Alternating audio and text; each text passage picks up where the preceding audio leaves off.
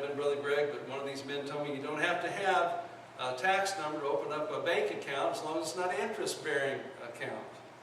And so I thought, well, I'll just go find out. So I went down over here to Paducah, Kentucky, and sat down with the banker.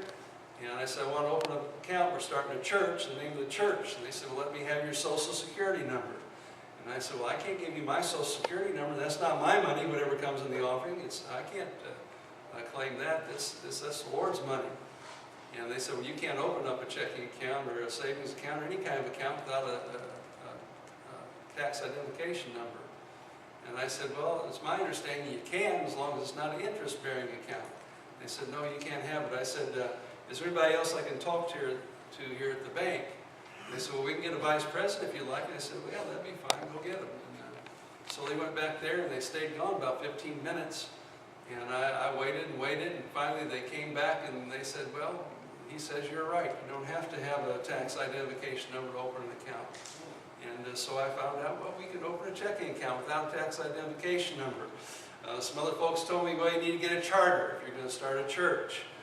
And of course, we didn't get a charter either. We just made up our own little charter. We just had a place for people to sign that wanted to be charter members of the church. And basically, we just started a church without a tax number, without a charter from the state. And Dr. Dixon invited me to the ACUC meeting at that time. Is that right? Am I saying that right? ACUC? And of course, I started traveling with Brother Homer up to Indianapolis and got into those ACU meetings in the early days. And boy, did I ever get an education there. The stuff they didn't teach in Bible college, I want to tell you. And it wasn't long after that, I traveled with Brother Homer down to, I guess it was Tulsa, Oklahoma. Is that where Brother Ellis was? Right. Thrown in jail. And I can remember going down there. Boy, I mean, you talk about an education. I was just like a sponge, and I was absorbing all that stuff and trying to take it all in.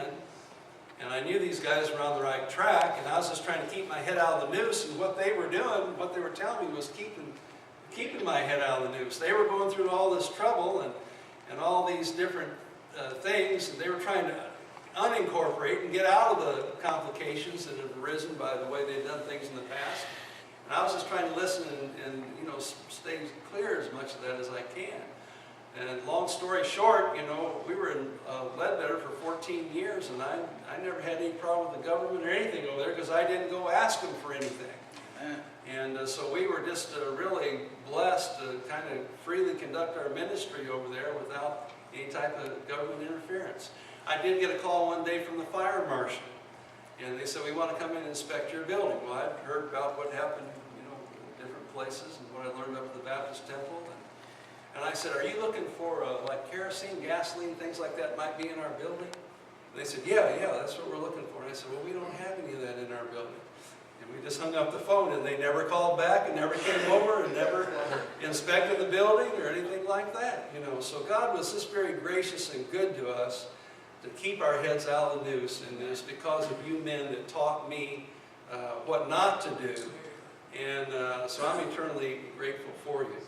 I had the wonderful experience of going down to Brother Otwell's place when the homes were in trouble down there. That was an education too. I got to see things I'd never dreamed I'd ever see in America. I can remember when we were standing outside the church and talking, and there's police cars on the corner over here.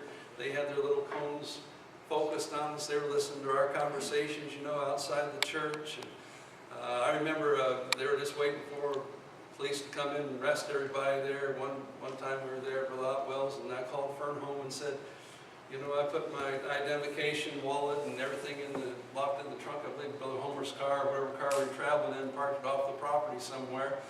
And I said, we think they're going to come in tonight and probably get everybody arrested. And I said, so if you don't hear from me for a few days, I don't know where I'll be. I'll contact you as soon as I can, you know. And we slept on chairs and things down there in some educational room down at Brother Otwell's one night with the Lord. They never came. They didn't come. And everybody made it out all right. And one time we got in the car again, went down to, I think, Austin, Texas. We left here in Kentucky in the middle of the night and went to somewhere in Tennessee and picked up somebody and drove all night. Got to someplace in Texas. And I was so tired. I mean, we had good fellowship, talked all night long, drank coffee like these guys have been talking about. We got there about 5 o'clock in the morning. morning after driving from Kentucky all the way to, I think it was Austin, Texas. And it could have been Fort Worth, but I think it was Austin this time.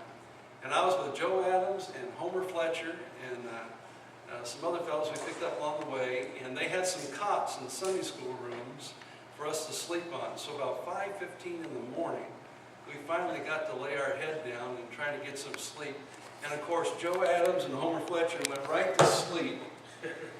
And if there was an Olympic snoring team, these guys would be gold medalists. They could snore the wallpaper off the walls. I'm telling you the truth now. And they went right to sleep and started snoring. And I thought, oh my God, you know, help me, Lord. I'm not going to get a wink of sleep. And finally, I remember looking at the clock at 20 minutes till 6 and 10 till 6. And then I finally dozed off. It must have been somewhere between 10 minutes till 6 and 6 o'clock in the morning. And at 6 o'clock, the alarm went off. These guys jumped right up, and I thought, oh my goodness, and I got about 10 minutes of sleep. How we got through that, I don't know. But anyhow, it was a learning experience for me, and I enjoyed every minute of it.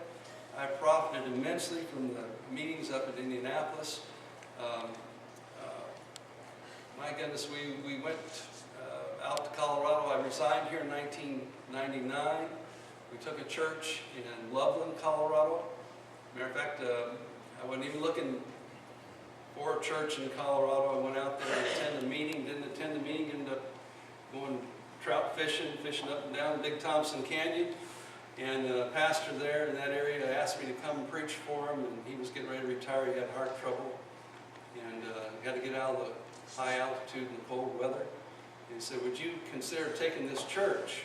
And I said, well, I'll pray about it, and talk to Fern about it. And we both prayed about it. And we said, yes, we consider it. And he said, well, I don't even want you to preach. I preached for him, filled the pulpit in years gone by for him on occasion. He said, I just want you to give a testimony.